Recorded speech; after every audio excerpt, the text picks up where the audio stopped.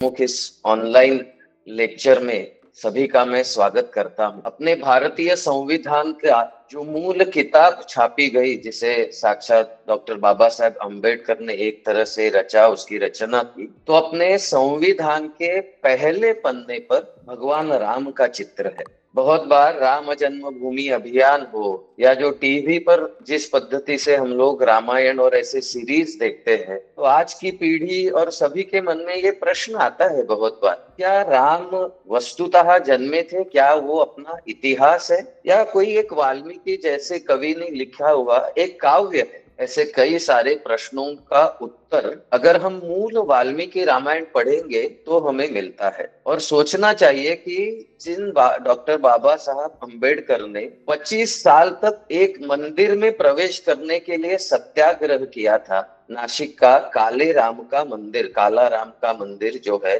25 साल तक डॉक्टर बाबा साहब अम्बेडकर झगड़ते रहे कि वहां दलितों को प्रवेश दिया जाए, लेकिन उन्हें प्रवेश नहीं मिला था। बाद में रीडल्स वगैरह उन्होंने भी लिखा था, लेकिन जब संविधान लिखने की बात आती है और उसे प्रकाशित करने का समय आता है, तो पहले पन्ने पर क्यों राजा राम और उनके पूरे पंचायतन का चित्र डॉक्टर बाबा साहब अम्बेडकर भी उसकी कल्पना करते हैं, वो छापते हैं। क्या है ऐसे गुण राम के, या क्या है यह व्यक्तित्व राम का? यानी अगर हम लोग देखेंगे आज के बॉलीवुड के जो हीरोज है, उनकी भी क्या लाइफ रहती है। शाहरुख खान हो, आमिर खान हो या सिद्धार्थ हो, कोई भी नया आप नाम ले सकते हैं, आगे 15-20 साल 25 साल बाद वो किसी के ध्यान में नहीं रहते। लेकिन एक तरह से अगर देखा जाए तो भगवान राम और सीता माता ये दो ऐसे हीरो हीरोइन है कि आज का विज्ञान भी ये मान्य करता है कि 7,000 साल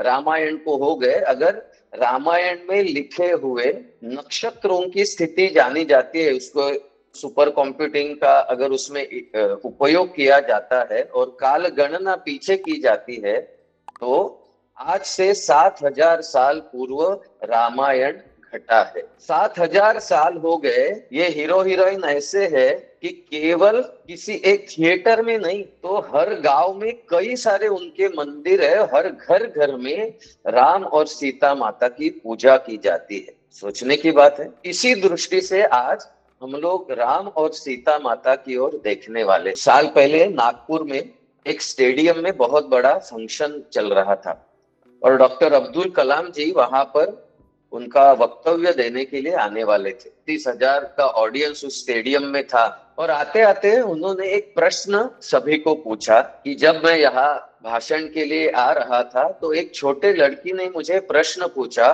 who is your living idol? जीवित आदर्श आपका कौन है? उस कार्यक्रम में प्रत्यक्ष सम्मिलित हुए मेरे मित्र ने मुझे कहा था कि डॉक्टर अब्दुल कलाम ने कोई भाषण नहीं किया, ये प्रश्न सभी के सम्मुख रखकर वो वहां से निकल गए। वीर प्रसविणी भारत माता हम लोग कहते हैं, 10,000 साल का अपना पुराना इतिहास है, जिसके तथ्य मिलते हैं आर्कियोलॉजी और ऐसे बाकी के साइंटिफिक प्रूफ अगर देंगे मांगेंगे तो भी। तो ऐसे पुराने संस्कृति की आज की स्थिति क्या है? We don't have living idols. इसीलिए बहुत बार आवश्यकता होती है कि समाज के सम्मुख ऐसे आदर्शों को रखा जाए कि जिसके कारण समाज योग्य मार्ग पर योग्य दिशा में चलता है। रामायण ये ऐसी किताब या ऐसा एक ग्रंथ विचार है जिसके ऊपर विश्व के कई भाषाओं में कई उसके भाषांतर हुए हैं। यानी महाराष्ट्र में मराठी में एक कवि है मोरोपंत, उन्होंने अलग अलग 108 पद्धति से रामायण लिखा और बाद में वो कहते हैं कि अभी भी मेरी तृष्णा खत्म नहीं हुई, मुझे और 109 110 बार भी रामायण लिखने के लिए मुझे प्रेरणा मिल रही है। अलग अलग पद्धति से रामायण लिख, ये राम के गुणों की विशेषता है। आनंद रामायण में एक प्रसंग है, नाट्य पद्धति में अपने आप पर सूत्रधार और उसके साथ नटी आती है, उसकी सहायिका, एक तरह से हीरो और हीरोइन। तो नटी अपने सूत्रधार से पूछती है, क्या विश्व के सभी कवि पागल हुए हैं क्या कि सभी राम का ही गुणगान, उनका ही चरित्र लिखते हैं? तो वो सूत्रधार अपनी नटी को उत्तर देता है, दोष कवियों का नहीं है, दोष राम के गुणों का है। और इसीलिए जब जब अपने देश पर संकट आता है, धर्म पर संकट आता है, समाज पर संकट आता है, तो हम देखते हैं समाज के धुरीण, समाज के नेता रामायण का ही आदर्श हमारे सम्मुख रखते हैं। फिर स्वतंत्र वीर सावरकर कहते हैं, तत्सेव नीच गमली मजला रघु सेवा। देश की सेवा और भगवान राम की सेवा, इसमें कोई अंतर नहीं है। माता जिजाऊ छत्रपति शिवराय को रामायण का ही संदर्भ देती है, रामायण के ही पाठ सिखाती है, और मदन लाल धिंगरा फांसी के तख्ते पर चढ़ते समय अभिमान के साथ कहता है, ये तो मैं भगवान राम का कार्य करने जा रहा हूं। ऐसे भारत के जन जन के मन में राम बसे हुए हैं। क्या है राम अवतार की विशेषता? हमारे यहाँ पर अवतार परंपरा कही गई है। भगवान राम और माता सीता का अवतार का वैशिष्ट्य ये है कि मूल वाल्मीकि रामायण में वाल्मीकि जी उन्हें मनुष्य इस नाते ही प्रस्तुत करते हैं। भगवान राम और माता सीता कोई भी चमत्कार नहीं करते हैं, कोई भी लीला नहीं करते हैं। नर का नारायण कैसे बने, ये राम जी अपने जीवन से हमारे सम्मुख रखते हैं, और इसीलिए वर्तमान काल में भी रामायण हमारे सम्मुख आदर्श इस नाते ही प्रस्तावित होता है। अगर आज के वर्तमान वास्तव के सभी प्रश्नों को लेकर अगर हम रामायण की तरफ देखते हैं, तो भी कई सारे प्रश्नों के उत्तर हमें यहाँ पर मिलते हैं। तो आइए एक अलग पद्धति से आज हम लोग राम कथा सुनने वाले हैं। ये राम कथा चमत्कार करने वाले भगवान की नहीं है, तो आप जैसे और मेरे जैसे मनुष्य राम की कथा है, और मनुष्य सीता माता की कथा है। क्या है उस कथा की पार्श्वभूमि क्या है? ये प्रमुखतः असुर और मानव और असुर और देवों के संग्राम की कथा है। ये असुर सुर संग्राम कहां से चलते आ रहा है? तो हिरण्यकश्यपु के समय से, और भगवान राम के काल तक आते वक्त करीब करीब 4000 साल का ये कालखंड है। असुर और देव और असुर और मानव में संघर्ष होते हुए है। राक्षस या असुर, वानर, यक्ष, किन्नर, ये मानव समाज के ही अलग अलग, एक तरह से आज की भाषा में हम लोग उन्हें जातियां कह सकते हैं। आज जैसे ब्रिटिश, फ्रेंच, हिंदू, मुस्लिम ऐसे हम लोग उच्चारण करते हैं या किसी को संबोधित करते हैं, वैसे ही देव, असुर, मानव ये उस काल के समाज रह रहे थे, और उनका पूरा विश्व में संचरण होते रहता था। तो हिरण्यकश्यपु से लेकर जो ये संग्राम दोनों तीनों समाजों के बीच चलता आ रहा था, उस असुर समाज का पूर्ण तरह से निपात भगवान श्री राम ने किया। रामायण के पश्चात महाभारत काल में असुर दिखते हैं, लेकिन उनकी ताकत पूर्णतः समाप्त हो गई। असुर साम्राज्य का सर्वनाश भगवान राम ने किया। कौन था असुर साम्राज्य का राजा रामायण काल में? हम सब जानते हैं, वो था रावण। रावण महापराक्रमी था, बुद्धिमान था, तेजस्वी था। ऐसा कहते हैं विश्व की सबसे पहले प्लान्ड टाउन नगरी ये रावण की लंका नगरी थी। उसकी संरक्षण व्यवस्था अत्यंत अभेद्य थी। कई सारे जगह पर वहां पर खंदक बनाए गए थे, वहां से पानी निकाला गया था। लंका पर आक्रमण करना ये अत्यंत असंभवनीय था। ऐसा रावण महाशक्तिशाली था, महाज्ञानी था, भगवान शिव जी का परम भक्त था, लेकिन वो बलात्कारी था। ऐसा कहते हैं कि कैलाश से तपश्चर्या करते जब रावण वापस लौट रहा था, तो अपनी बहू यानी बड़े भाई कुबेर की बहू के ऊपर बलात्कार उसने किया था। उसके कैद खाने में कई सारे माताओं को वो चुरा कर लेकर लाया था, और इसीलिए उसके सर्वनाश के लिए भगवान को अवतार लेना पड़ा। रावण एक अत्यंत पराक्रमी था। मैंने कहा था कि सभी देवों को उसने जीता था। वास्तव रामायण करके मराठी में एक पुस्तक है, डॉक्टर वी वर्तक ने लिखी है। एक सर्जन थे और बाद में सब मेडिकल प्रैक्टिस छोड़कर वो रामायण का अध्ययन करने लगे। कई सारे तथ्य उन्होंने निकाले। उसमें लिखा था उस काल में रावण के पास वो विमान था। आज हम लोग सोच सकते हैं वो कल्पना होगी, लेकिन ऐसी कल्पना भी उस काल में अपने देश में हो रही थी। तो रावण साउथ अमेरिका तक जाता था। उसकी जो पत्नी मंदोदरी थी वो मय राक्षस की लड़की थी। मयन कल्चर, ये साउथ अमेरिका में था। वहां पर भी उनको डॉक्टर पविवर्तक ने उनके किताब में फोटोज भी दिए हैं कि वहां पर भी कैसे शिव जी की पूजा आज भी होती है, और रावण भी शिव जी का परम भक्त था, संगीत का ज्ञाता था रावण। तो ऐसे महापराक्रमी रावण का दुराचार पूरे विश्व में हो रहा था। देवों को जीतकर अपने बंदीशाला में उसने डाला था। विद्या की देवता हम लोग गणेश जी को मानते हैं। एकनाथ महाराज महाराष्ट्र के संत है, वो अपने रामायण में क्या लिखते हैं, रावण आचा दरबारी गणेश गाढ़वे वली, यानी विद्या की देवता गणेश जी को गधों को संभालने का काम रावण ने दिया था। उनके लंका में रास्ते झाड़ने का काम ये पवन देव को दिया गया था। ऐसा रावण दुराचारी था, इसीलिए उसके निवारण की जो योजना बनी उसे रामायण कहा गया। अगर हम लोग मूल वाल्मीकि रामायण पढ़ेंगे तो आश्चर्य से हमें बहुत कुछ बातें ऐसी मिलती है कि जो आज भी हमें अविश्वसनीय लगेगी। यानी भगवान राम के जन्म के पहले ही रावण वध की योजना देव समाज और ऋषि मुनियों ने एकत्रित आकर की थी। और अभी जो मैं वाक्य आपके सम्मुख रखूंगा उसके ऊपर आपने विचार करना चाहिए कि 4 पुत्रों को अयोध्या में जन्माया गया था। जी हाँ, दशरथ राजा को पुत्र नहीं हो रहे थे, अपत्य नहीं थी, एक लड़की हुई थी, उसके बाद उसको कोई संतान नहीं थी। और रावण वध के लिए आवश्यक जो भी कोई एक रचना बनी, जिसे हम लोग रामायण कहते हैं, उसके अनुसार एक विशिष्ट प्रकार का यज्ञ करके अयोध्या में यज्ञ से एक विशिष्ट पायस बाहर लाया गया और वो दशरथ राजा के तीनों रानियों को दिया गया। उसको प्राशन करने के बाद वो गर्भवती हुई और उन्होंने 4 पुत्रों को जन्म दिया। अपने हमने सोचना चाहिए, आज का आईवीएफ ये और कोई दूसरी कल्पना नहीं है। 4 पुत्रों को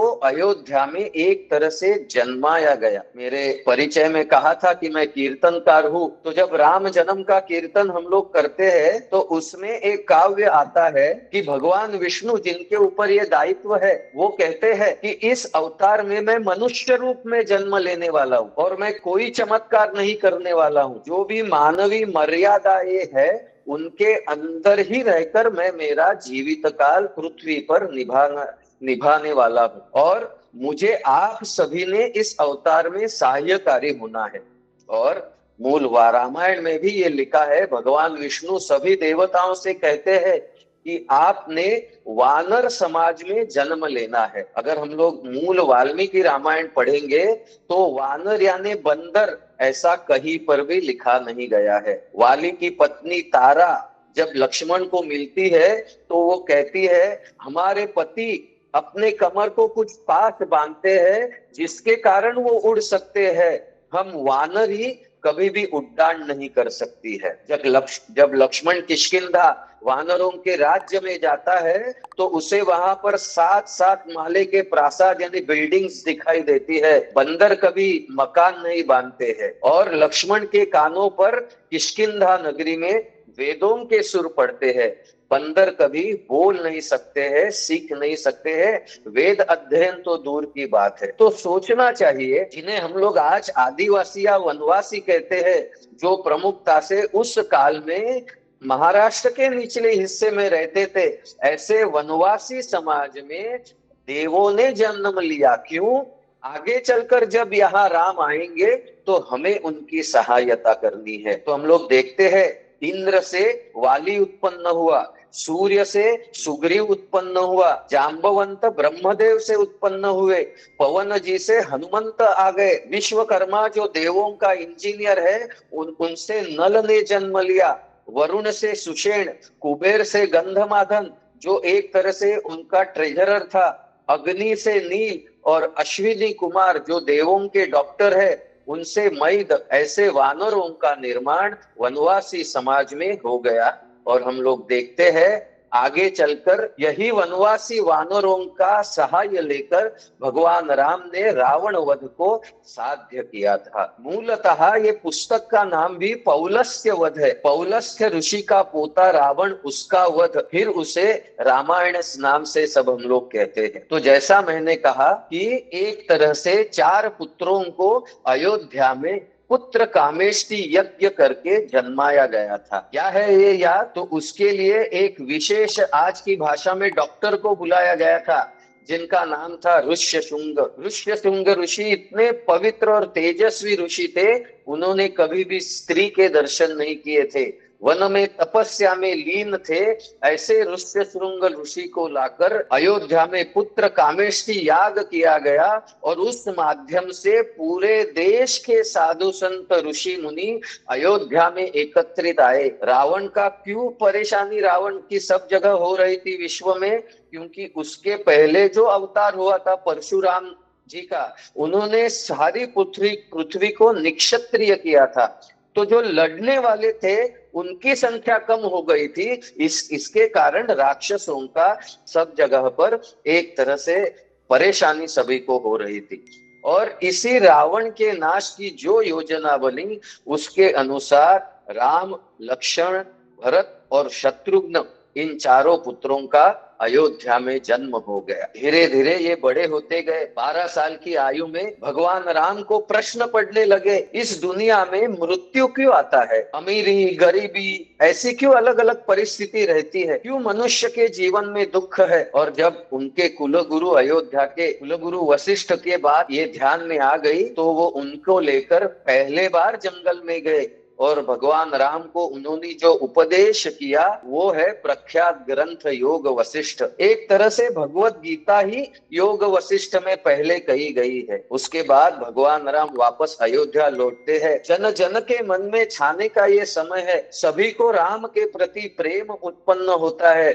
और ऐसे में भगवान राम की आयु जब 16 साल की होती है तो महर्षि विश्वामित्र का आगमन अयोध्यापुरी में होता है। कौन है महर्षि विश्वामित्र? उस काल के मिसाइल मैन अर्थात डॉक्टर अब्दुल कलाम। विश्वामित्र सभी शस्त्रों के ज्ञाता है। विश्वामित्र मूल क्षत्रिय है, लेकिन अपनी तपस्या और ज्ञान पिपासा के कारण वो ब्रह्मर्षि पद को उन्होंने हासिल किया है। ऐसे विश्वामित्र दशरथ राजा के दरबार में आकर कहते हैं कि मुझे आपके 2 बड़े बेटे चाहिए, राम और लक्ष्मण, क्योंकि मुझे राक्षसों का विनाश करना है। दशरथ राजा स्वयं कहता है, मैंने कई बार देवों को मदद की है, इंद्र को, मैं स्वयं सेना लेकर आता हूं। यहाँ पर विश्वामित्र स्पष्ट शब्द में कहते हैं, राक्षसों को मारना ये तो निमित्त है, इस माध्यम से मुझे देवों की आज्ञा है कि मुझे राम और लक्ष्मण को शस्त्र सिद्ध बनाना है। यानी जो रावण वध की योजना है उसके अनुसार काम सब ऋषि मुनि कर रहे थे और उसी के अनुसार विश्वामित्र दशरथ राजा की दरबार में आए हैं। आखिरकार कुलगुरु वशिष्ठ ये विश्वामित्र दशरथ राजा को कहते हैं कि भगवान राम और लक्ष्मण ने उनके साथ जाना चाहिए। एक विशेष प्रसंग है, ये हमने ध्यान में रखना चाहिए। आज देश में हम लोग क्या देखते हैं, जो ज्ञानी है, जो पीएचडी और डॉक्टरेट लोग हैं, कई बार पुरस्कार वापसी ऐसा शब्द हमारे सम्मुख आता है। पुरस्कार वापसी गैंग कहा जाता है। क्यों? कोई एक राजकीय व्यक्ति है जिसके मत हमें मान्य नहीं है, इसके लिए हम लोग हमारे पुरस्कार वापस दे रहे हैं। वशिष्ठ और विश्वामित्र ये 2 घरानों में भी बहुत बड़ा संघर्ष है। लेकिन जब राष्ट्र पर संकट आता है तो अपने मतभेदों को बाजू में रखकर राष्ट्रहित को सर्वस्व प्राधान्य देना चाहिए। ये यहाँ पर वशिष्ठ अपने सम्मुख उदाहरण रखते हैं और एक तरह से अपने विरोधी पक्ष के विश्वामित्र के साथ राम और लक्ष्मण को वन में भेजते हैं। विश्वामित्र जी के साथ राम लक्ष्मण वन में आते हैं। तमसा नदी के तीर पर पहले दिन रहते, ऐसा कहा है कि भगवान राम जमीन पर सोए हैं और वहां से आगे वो गंगा के तट पर आते हैं। यहाँ पर विश्वामित्र भगवान राम को उनके वंश की जानकारी देते हैं। इक्ष्वाकु वंश, रघु वंश, सूर्य वंश, क्या उसकी जानकारी है, क्या उसकी महत्ता है? क्यों भगवान विष्णु ये सोचते हैं कि इसी वंश में मुझे जन्म लेना है। तो इसी वंश में जन्मे हुए राजा दिलीप की कथा विश्वामित्र राम जी को सुनाते हैं कि दिलीप की गो भक्ति, अपने यहाँ पर कहा गया है गोमये वसते लक्ष्मी। हम लोग जो एग्री फील्ड में काम करते हैं वनवासी क्षेत्र में, आज अपने देश की खेती कृषि एग्री संकट में है। इसका मूल कारण गो के ऊपर संकट है, गाय के ऊपर संकट है। वो विषय आज का नहीं है, लेकिन दिलीप राजा की गो भक्ति आज भी उसे हम लोग याद करते हैं। राजा हरिश्चंद्र, अपने पुरखे क्या है, राम को उनके पुरखे क्या है, ये विश्वामित्र जी बता रहे हैं। अपने सपने में शब्द दिया है विश्वामित्र को कि मैं कल आपको मेरा राज्य दे दूंगा, और उठने के बाद जब ध्यान में आता है तो राजा हरिश्चंद्र अपना राज्य उन्हें दे जाते हैं। आज के राजनीति के संदर्भ में भारत का चिंतन क्या है, ये रामायण हमारे सम्मुख रखता है। और आगे चलकर वो गंगावतरण की कहानी राम को बताते हैं।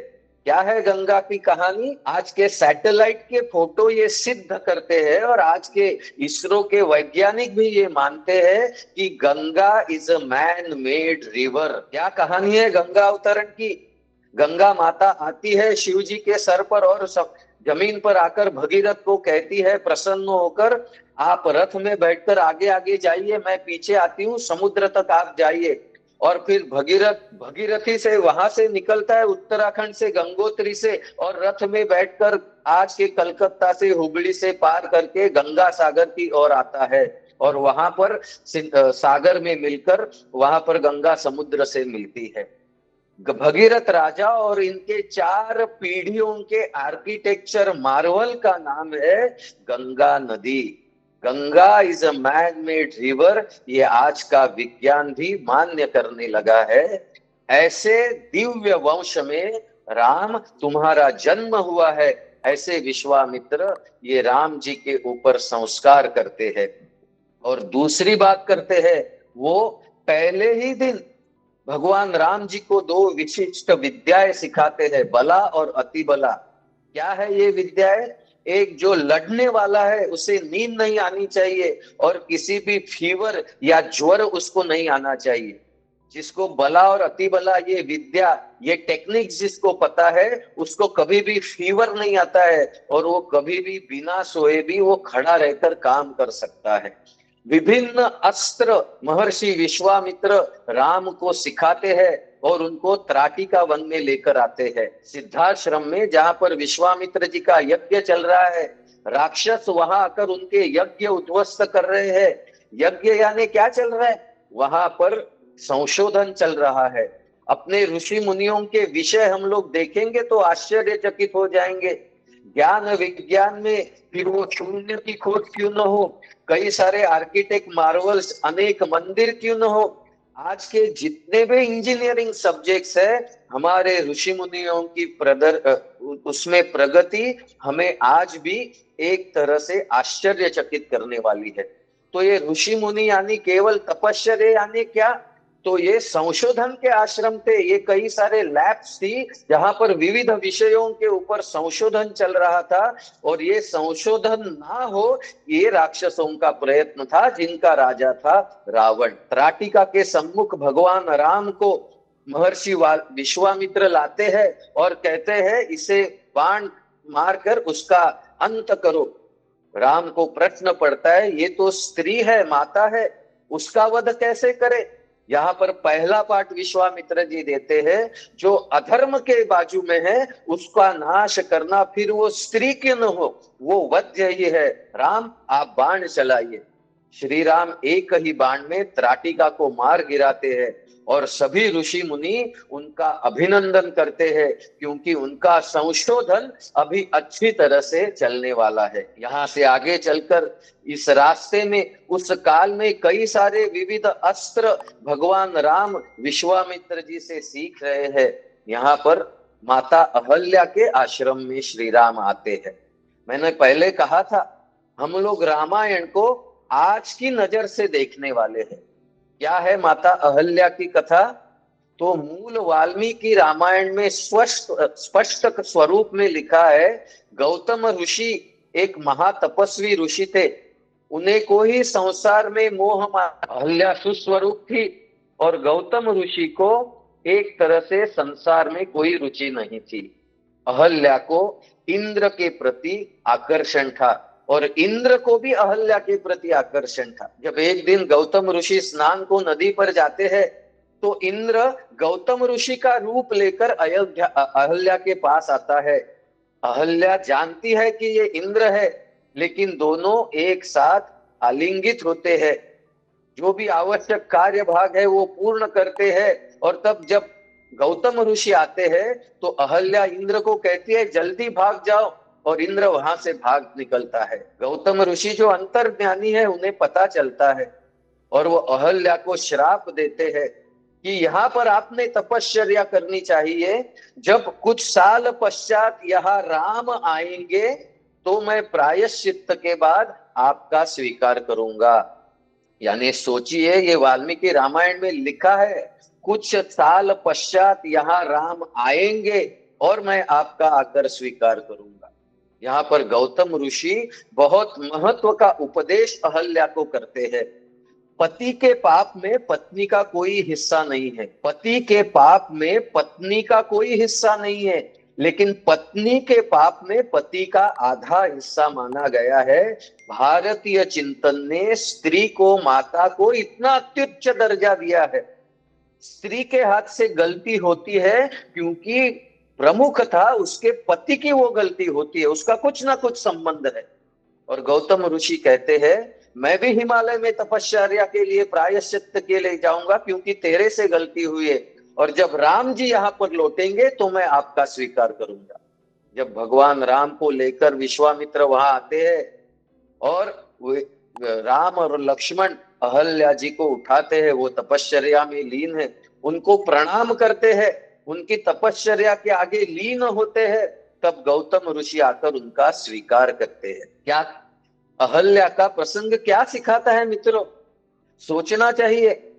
आज जब लव जिहाद के केस में अपनी बहनें फंसती है, उनको छुड़वा कर जब लाया जाता है, घर आने के बाद उनके माता पिता उनको घर में नहीं लेती है। यहाँ पर अहल्या, जिसकी जानते हुए भी गलती हुई है, गौतम ऋषि जैसा ज्ञानी व्यक्ति उनका स्वीकार करता है, और जिसको फंसाया गया है, ऐसे अपने बहन को आज के माता पिता स्वीकार नहीं करते। हमें रामायण से और भी बहुत कुछ सीखना है। इसी रास्ते में चलते वक्त विश्वामित्र हड्डियों के ढीग, हड्डियों के पहाड़ राम को दिखाते और कहते हैं, ये देखो राक्षसों की करतूत है, तपस्या करने वाले ऋषि मुनियों के संशोधकों को मारकर, उनको खाकर जो हड्डियां गिरी है, उससे ये यहाँ पर हड्डियों के पर्वत बने हैं, राशि बनी है। राम, इसका नाश तुम्हें करना है। जिस राम की आवश्यकता रावण वध के लिए है, उसकी निर्मिति महर्षि विश्वामित्र, ब्रह्मर्षि विश्वामित्र करते, और उन्हें मिथिला लेकर आते हैं जनक राजा के यहाँ पर। मूल स्वयंवर, सीता स्वयंवर, ऐसा वाल्मीकि रामायण में कहीं पर भी लिखा नहीं है। छोटी सीता माता जिस धनुष्य को उठा सकती है, जो 10, 12, 15 लोगों को, पुरुषों को उठाना अशक्य है, उसको एक सीता केवल उठा सकती है। तो राजा जनक, जो उनके पिता है, उनकी ऐसी इच्छा है कि सीता के योग्यता का व्यक्ति ही उसका पति होना आवश्यक है।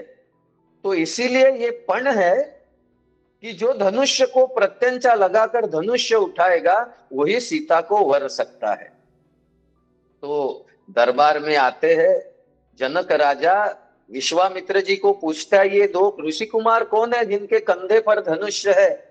ध्यान में रखिए, भगवान राम ये ऐसा अवतार है जिसने कभी भी शस्त्र का त्याग नहीं किया है। और फिर इस भरी सभा में भगवान शिव धनुष्य को उठाते हैं, उसे प्रत्यंचा लगाते हैं, और लगाते लगाते वो धनुष्य टूट जाता है, और माता सीता और श्री राम जी का विवाह उसी समय निश्चित हो जाता है। जनक ये कुल है, ये पदवी है। उस जनक का, उस काल के जनक का नाम है शिरध्वज और कुशध्वज उनके भाई, वो दोनों को मिलाकर 4 लड़कियां है, और दशरथ राजा के 4 पुत्र, ऐसे 4 बंधुओं का उन 4 बहनों के साथ विवाह होता है। और उस पश्चात सभी बहुत आनंद व्यक्त करके अयोध्या वापिस आ जाते हैं। मित्रों, मूलतः रामायण की शुरुआत एक तरह से इससे आगे शुरू होती है। नर का नारायण बनने का प्रवास ये यहां से हमें दिखाई देता है। भगवान राम कोई भगवान नहीं थे, हमें ये आदत है उन्हें भगवान बोलने की। वस्तुतः वो अपने जैसे ही मनुष्य थे। मनुष्य जन्म लेकर उन्होंने जिस तरह से जीवन व्यतीत किया, उसके कारण वो भगवत पद पर जाकर पहुंच गए। इस बात को हमने समझना चाहिए। वाल्मीकि रामायण में महर्षि स्पष्ट स्वरूप में लिखते हैं कि अयोध्या में 2 राजकीय तट है, एक कैकई का गुट है और एक कौशल्या का गुट है। और ये दशरथ राजा को पता है। सभी प्रजा के मन में राम बसे हुए हैं, क्योंकि भगवान राम का जीवन ऐसा है, उनका चरित्र ऐसा है। वाल्मीकि जी की एक वाक्य है, स्मित वक्त्रो मित भाषी पूर्व भाषी च राघवा। कैसे है राम, छोटे राम जिनकी अभी अभी शादी हुई है, तो अयोध्या के प्रजाजन कहते हैं स्मित वक्त्रो, वो हमेशा मुस्कुराकर बोलते हैं। मित भाषी, बड़े बड़े लंबे लंबे वाक्य नहीं, छोटे छोटे शब्दों में, आसान शब्दों में वो अपनी बात रखते हैं। और सबसे महत्वपूर्ण है पूर्व भाषी च राघवा। अगर रास्ते में जाते वक्त कोई मिलता है, तो अपने पास छोटा पक्ष लेकर उसको सम्मान देकर पहले अब हम लोग ने अपने तरफ से वार्ता शुरू करना, यह है पूर्व भाषी च राघवा। मैं तो राजपुत्र हूं, मैं क्यों पहले बोलूं? ऐसी श्री राम जी का ऐसा वर्तन नहीं है। तो इसी कारण अयोध्या के प्रजा के मन में राम छा गए थे, और इसकी जानकारी राजा दशरथ को थी। और इसके लिए अपनी मंत्री परिषद और अमात्य परिषद, दशरथ राजा की राज्य व्यवस्था में ये 2 व्यवस्थाएं थी। जैसे आज अपने पास लोकसभा राज्यसभा है, वैसे अपने मंत्री परिषद और अमात्य परिषद के सम्मुख वो ये विषय रखता है कि क्या मैं राम को राज्य पर बिठाऊं। और जब दोनों की तरफ से मान्यता आती है, तो दशरथ राजा जल्दी में ही यौव राज्याभिषेक पद की राम की घोषणा करता है, और कल उसका राज्याभिषेक करेंगे ऐसा सुनिश्चित करता है। क्यों? क्योंकि उस वक्त भरत और शत्रुघ्न दोनों अपने नाना जी के पास, यानी आज के अफगानिस्तान गांधार में गए हैं। लेकिन कैकई माता और उसकी दासी मंथरा, जो आवश्यक कार्य है वो मंथरा के माध्यम से देव और ऋषि करवाते हैं, और कैकई अपने 2 वर मांग कर भगवान राम को वनवास और भरत को राज्य गद्दी दशरथ से मांग लेती है। यहां से मित्रों रामायण की शुरुआत है। दशरथ राजा गलित गात्र होकर कैकई के क्रोधागार में गिरा हुआ है, पड़ा हुआ है। भगवान राम को बुलावा दिया जाता है। वस्तुतः उनको कहा है आज आपने व्रतस्थ रहना है, क्योंकि कल आपका राज्याभिषेक होने वाला है। लेकिन कहा, उनको बुलाया जाता है रात को, और दशरथ राजा तो बोलने की स्थिति में नहीं रहता है। लेकिन माता कैकेयी आकर कहती है कि राजा तो बोल नहीं पाएगा, लेकिन आपको अभी अभी वनवास में जाना है और भरत को राजगद्दी मिलने वाली है। वाल्मीकि ने शब्द लिखा है, रामो द्विर न भाष्यते। राम को 2 बार बोलने की आवश्यकता नहीं है, तुरंत वो वनवास जाने का निर्णय लेते हैं। कैसी स्थिति है? कल आपको राजगद्दी मिलने वाली है, और आपको आज कहा जाता है वो राजगद्दी थोड़ी बाजू में रखिए, ये वलकल पहनी है और कल से 14 बरस के लिए वनवास में जाइए। एक क्षण में श्री राम ये निर्णय करते हैं। उनको आगे पूछा गया कि ये शक्ति आपके पास कहां से आई? तो भगवान राम का उत्तर था, मेरे पिता के आंखों के आंसुओं ने ये मुझे ताकत दी। वो बेचारा वचन से बद्ध है, वो कुछ नहीं कर सकता है। करना है वो केवल मुझे। रघुकुल रीत सदा चली आई, प्राण जाई पर वचन न जाई। ये काम मुझे करना है, वो मैं करूंगा। आज की वर्तमान स्थिति में और क्या क्या साध्य किया है भगवान राम ने, कभी सोचते हैं हम लोग? भगवान राम ने अपने परिवार को इकट्ठा रखा है। महर्षि वाल्मीकि आगे लिखते हैं, राम के मुख में शब्द है कि अगर राज्य का विभाजन मैं करूं तो उसमें तो रघुकुल की ही निंदा होने वाली है। तो भगवान राम क्या स्वीकारते हैं? बड़े भाई ने जो करना चाहिए वो स्वीकारते और वन में जाते हैं। उसके कारण छोटे भाई को भी उनके पीछे वो राज्य त्याग कर वनवास में आना पड़ता है कि भैया आप वापिस आकर राजगद्दी पर बैठ जाओ। ये बंधुता, बंधु प्रेम तो है ही, लेकिन उससे कई ज्यादा परिवार को एकत्रित रखने की भगवान राम की कृति है। और अंत में इतना ही कह सकता हूं, थोड़ा समय ज्यादा लिया मैंने।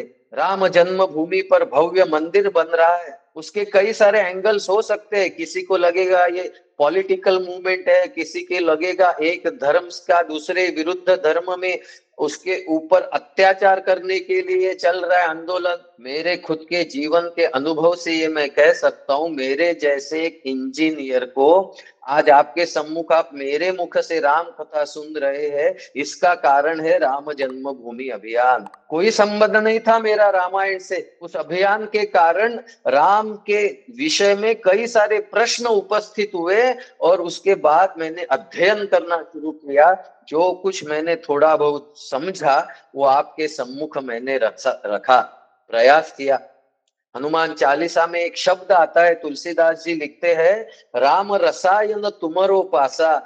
ये जो राम रसायन है ये आप सभी ने इस दिव्य राम कथा से प्राप्त करना है। त्याग, आज्ञा पालन, बुद्धि का मान रखना, उसके अनुसार वर्तन करना, शिक्षा को आदर्श रखना, परिवार को एकत्रित रखना और इसके लिए जो भी कष्ट भुगतने पड़े उसे भुगतना, कर्तव्य पालन, कई सारे कठोर जीवन मूल्यों का आदर्श आचरण कैसे किया जाता है, ये राम और सीता माता अपने जीवन में जीवन व्यतीत करके हमें सिखाते हैं।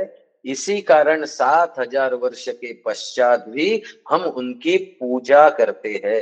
ये चिरंतन आदर्श है, कोई काल की सीमा नहीं है। और इसीलिए भगवान राम और सीता, इनको मनुष्य मानकर हमारे यहाँ पूजा की पद्धति सूत्र बताया गया है। क्या है? शिवम भूत्वा शिवम यजेत। जिसकी पूजा करनी है उसके जैसे आपने बनना चाहिए, तो ही वो पूजा उस भगवान तक पहुंचती है। तो आज के इस राम नवमी के 2 दिन पहले हुए उपलक्ष्य में मैं यही प्रार्थना आप सभी से करूंगा कि भगवान राम और माता सीता का आदर्श जो हमारे परंपरा ने हमारे सम्मुख रखा है वो कठिन है, चलने के लिए कठिन है, लेकिन हमारा प्रयास वैसे ही होना चाहिए। तो ही राम का और सीता माता का नाम लेने का अधिकार हमें मिल सकता है। धन्यवाद। जय श्री राम।